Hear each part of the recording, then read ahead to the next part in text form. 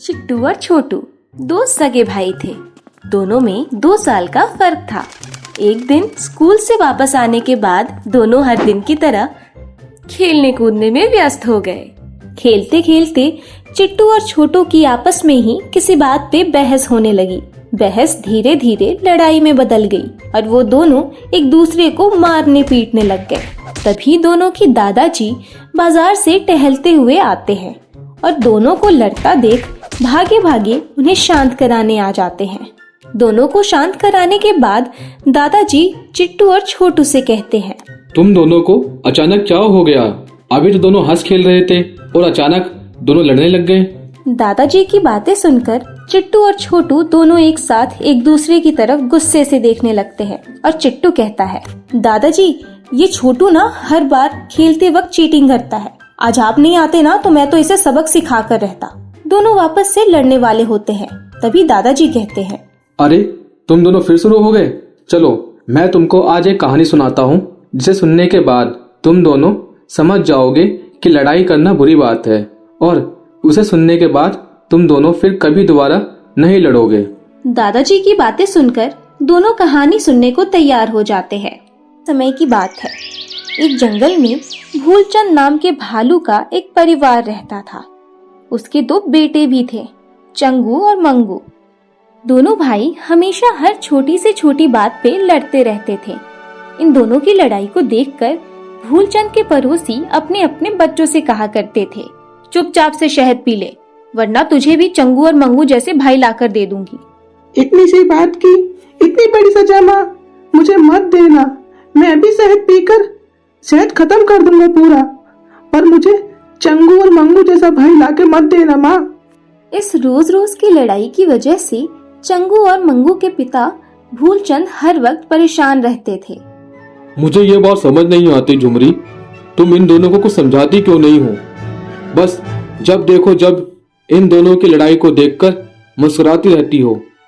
क्योंकि मुझे अपने दोनों बेटों पर पूरा भरोसा है कि वो दोनों बड़े होकर एक दूसरे का ख्याल भी रखेंगे और दोनों एकता की पूरे जंगलवासियों को मिसाल भी देंगे। झुमरी हर बार अपने बच्चों की तारीफ में ऐसा ही कहती थी। उसकी ये बातें सुनते ही भूलचंद गुस्से से वहाँ से चला जाता है और अपने खेत में जाकर अपनी फसल लगाने लग जाता है। ऐसे ही काफी समय गुजर जाता है और चंगू और मंगू भालू बड़े हो जाते हैं, लेकिन उम्र के साथ उनके झगड़े भी बढ़ते चले जाते हैं। बीमारी की वजह से उनकी माँ झुमरी का निधन हो जाता है। अपनी माँ के निधन के दिन भी चंगू और मंगू एक दूसरे से लड़ते ही रहते हैं। तब उसके पिता आकर दोनों से कहते हैं, यहाँ तुम दोनों की माँ का अंतिम संस्कार हो रहा है और तुम दोनों आज के दिन भी लड़ रहे हो। पता नहीं झुमरी को तुम दोनों में क्या दिखता था जो तुम्हारे बारे में वो अच्छी अच्छी बातें करती थी।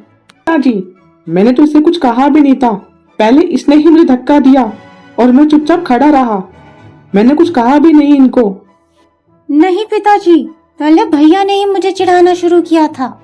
ये हमेशा ही ऐसे करते रहते हैं। उन दोनों के पिता भूलचंद आखिर में ये समझ चुके होते हैं कि ये दोनों अपनी लड़ने की आदत से बाज नहीं आने वाले हैं, जिसके बाद उन्होंने फैसला किया कि वो उन दोनों को उनका हिस्सा देकर उनकी शादी करवा देंगे। जिसके बाद चंगू और मंगू अपने अपने घरों में रहकर अपनी जिंदगी आराम से गुजारने लगी। लेकिन वो दोनों आपस में कभी भी कोई भी बातचीत नहीं करते थे। दोनों अपने पिता भूलचंद को भी 1-1 महीने अपने पास रखा करते थे और उसमें भी वो दोनों एक दूसरे से बेहतर बनने की कोशिश में लगे रहते थे। आज मेरे घर आने से पहले वो आपको लेकर जा चुका होगा, तो आप मुझे बता दो। अगर आपको कुछ चाहिए तो मैं शाम को आते समय लेते आऊंगा। वो कोई और नहीं है चंगू बेटा, वो तुम्हारा सगा छोटा भाई है। तुम दोनों भाई मुझे कभी भी अपने घर ले जाने वाले दिन नहीं भूलते हो और तुम दोनों मेरा बहुत अच्छे से ख्याल रखते भी हो। लेकिन मुझे एक बात समझ में नहीं आती कि तुम दोनों मेरी एक बात क्यों नहीं मानते हो। चंगू अपने पिता को बिना कोई जवाब दिए वहाँ से चला जाता है। थोड़ी देर बाद ही मंगू अपने पिता को लेने आता है और उन्हें अपने घर लेकर चला जाता है। भूलचंद के छोटे बेटे मंगू को 4 बच्चे थे। इस वजह से उनका वहाँ ज्यादा मन लगता था। वो वहाँ बहुत खुश रहा करते थे। वही बड़े बेटे चंगू की बीवी का जल्दी निधन हो गया था, जिस वजह से उसके कोई बच्चे नहीं थे। सुनिए, हाँ, मुझे एक बात बहुत परेशान कर रही है। क्या बताओ? आप जब भी अपने पिता को अपने बड़े भाई के यहाँ से लाने जाते हैं, तब पता नहीं कैसे हमारे भंडार घर से कुछ शहद की पेटियां गायब हो जाती है और आपके वापस घर लौटने से पहले ही वो वापस से पहले की तरह हो जाती है। ऐसा क्यों होता है? दरअसल जब भी मंगू अपने बड़े भाई के यहाँ जाता है तो वो ये सोच कर ही जाता है कि बड़े भाई की कोई बीवी और बच्चे नहीं है, जिस वजह से उन्हें भविष्य में खाने की दिक्कत हो सकती है। ये बात सोचकर मंगू अपने बड़े भाई के लिए हर बार 30 पेटी शहद लेकर जाता है। वही बड़ा भाई चंगू देखता है कि छोटे भाई मंगू के 4 बच्चे, बीवी और पिताजी हैं, तो उसे कहीं खाने की दिक्कत ना हो जाए। उसके लिए वो भी 30 पेटी शहद ले जाकर चुपके से अपने छोटे भाई के यहाँ रखाता है। अब छोटे भाई मंगू और उसकी बीवी पुष्पा की ये सारी बातें भूलचंद सुन लेता है और वो सोचने लगता है, हर छोटी से छोटी बात पर लड़ने वाले ये दोनों भाई शहद की पेटी गायब होने के नाम पर कुछ बोलते क्यों नहीं है? मुझे इस बात का पता लगाना ही होगा। इसके बाद चंगू मंगू के पिता भूलचंद अपने दोनों बच्चों पे नजर रखने लग जाते हैं और 1 महीने में जानबूझकर देरी कर देते हैं ताकि वो ये जान पाए कि शहद की पेटियां गायब होने के पीछे का राज क्या है। ऐसे ही कुछ दिन बीत जाते हैं और एक दिन अचानक भूलचंद देखते हैं, इसी बीच वो दोनों भाई को 35 पेटी शहद के बस्ते लेकर एक दूसरे के घर की तरफ जाते हुए देखते हैं।